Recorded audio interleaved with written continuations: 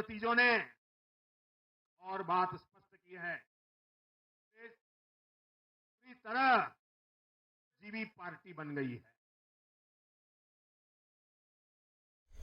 हरियाणा में बीजेपी की प्रचंड जीत ने 57 साल के रिकॉर्ड को तोड़ते हुए लगातार तीसरी बार सत्ता में वापसी की है, जहां बीजेपी ने 48 सीटों पर जीत दर्ज करते हुए उस आरएसएस को भी चढ़ा दिया है जो मोदी और शाह पर हावी होने की कोशिश में था। वहीं कांग्रेस ने अपनी 50% वोटें पहले की तुलना में गंवा दी हैं और अब अपनी हार का ठीकरा ईवीएम पर फोड़ रहे हैं। वैसे हरियाणा के चुनाव से आप और मैं ही हैरान नहीं हैं, बल्कि हर एक वह इंसान हैरान है जो कल तक कांग्रेस की 50 से 60 सीटें बता रहा था। हमने भी आपको कल इस शो के माध्यम से एग्जिट पोल का विश्लेषण बताया था, लेकिन अब कोई एग्जिट पोल्स काम नहीं आया। ताज्जुब की बात है कि गोदी मीडिया तो छोड़ो, राजनीतिक पंडित भी इस परिणाम से हैरान हैं, जो कल तक कह रहे थे कि हमने हरियाणा की ग्राउंड रिपोर्टिंग देखी है, हरियाणा में राहुल गांधी की आंधी नहीं सुनामी चल रही है, और 50 से 60 सीटें आने का दावा कर रहे थे। वैसे ताज्जुब की बात है, जिस बीजेपी को किसानों, जवानों और पहलवानों के विरोध का सामना करना पड़ा, यहाँ तक कि हरियाणा के कई गांवों में बीजेपी विधायकों को घुसने भी नहीं दिया गया। मोदी और शाह की रैलियों में भी वैसा उत्साह देखने को नहीं मिला जैसा कि 2014 और 2019 के चुनाव में देखने को था। यहाँ तक कि किसानों में सरकार के खिलाफ भारी विरोध था, जिस कारण सरकार को कृषि कानून बिल भी वापस लेने पड़े।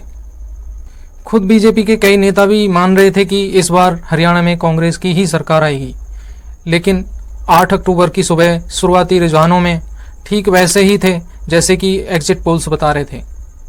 कांग्रेस ढोल नगाड़े लेकर पहुंचे थे, सबको आत्मविश्वास था कि सरकार कांग्रेस की ही बनेगी, लेकिन 10:30 के बाद के रुझान आते आते सब कुछ उल्टा हो जाता है और 12 बजे तक यह तय हो जाता है कि अब ट्रेड बीजेपी की तरफ बढ़ता जा रहा है।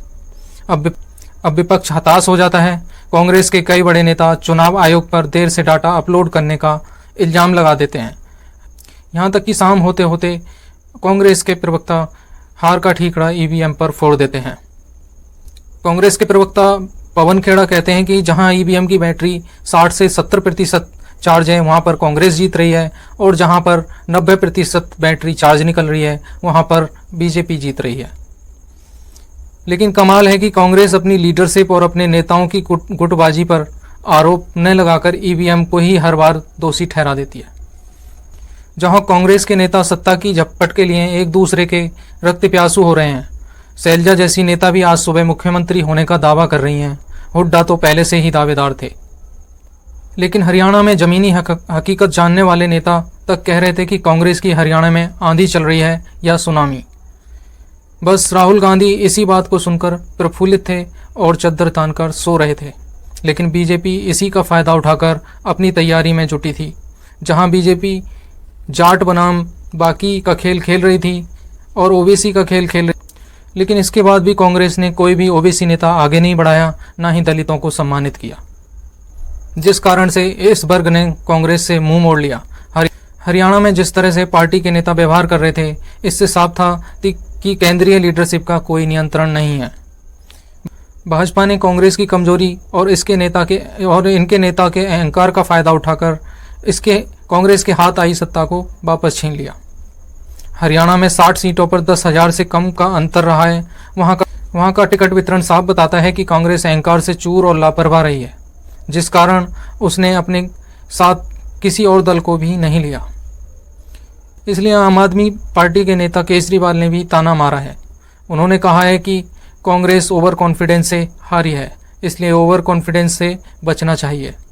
खैर, अब आगे आने वाले विधानसभा चुनावों में देखना होगा कि कांग्रेस हाईकमान क्या रणनीति अपनाते हैं। धन्यवाद।